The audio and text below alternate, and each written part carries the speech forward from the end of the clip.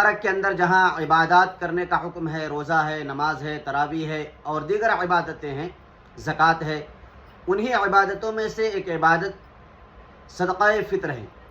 بہت سارے ساتھی سوال کرتے ہیں کہ صدقہ فطر کیوں ادا کریں؟ تو دیکھیے اس کے بہت سارے وجوہات ہیں، ان میں سے دو اہم وجہ ہے جو آپ حضرات کے سامنے بیان کرنے کی کوشش کروں گا بالکل مختصر انداز میں۔ صدقہ فطر ادا کرنے کا ایک مقصد تو یہ ہے کہ رمضان المبارک کے جو روزے رکھے ہم نے، اس میں جو کمی بیشی ہو گئی، کمی کوتاہی ہو گئی، اس کمی کوتاہی کی بھرپائی ہو جائے صدقہ فطر کی ادائیگی سے، ایک وجہ تو یہ ہے۔ دوسری وجہ،